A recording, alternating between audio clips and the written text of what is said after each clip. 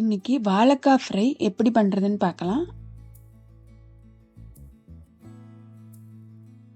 அதுக்கு தேவையானது வாழைக்காய், பூண்டு, சோம்பு. வாழைக்காயை இந்த மாதிரி கட் பண்ணிக்கோங்க.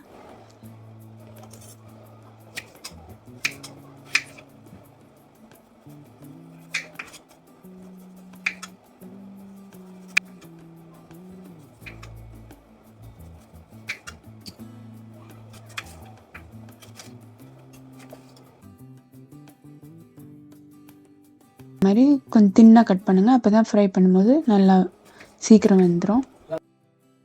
வெட்டின பிறகு தண்ணி ஊற்றி கழுவிக்கோங்க.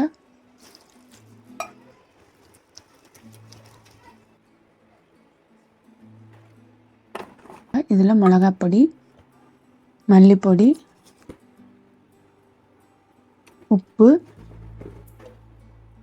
மஞ்சள் பொடி போட்டு நல்லா மிக்ஸ் பண்ணிக்கோங்க.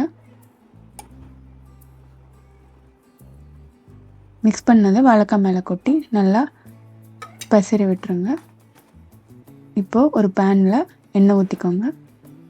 இதுக்கு கொஞ்சம் அதிகமாகவே எண்ணெய் தேவைப்படும். சோம்பு போடுங்க.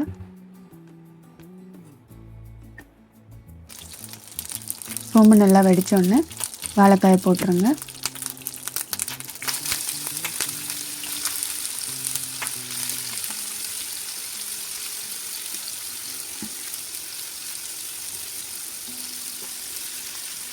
இப்போது இதை மூடி வச்சு வேக விடுங்க. கொஞ்சம் சிம்மில் வச்சு வேக வைங்க.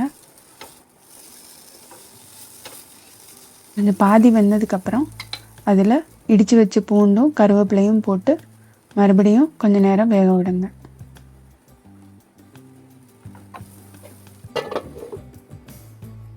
ஒரு 15 minutes ஆகும் இது வேகிறதுக்கு. வெந்திருக்கணும். அப்போது அடுப்பை ஆஃப் பண்ணிடுங்க. இதை தயிர் சாதத்தில் வச்சு சாப்பிட்டா ரொம்ப நல்லாயிருக்கும். தேங்க்யூ.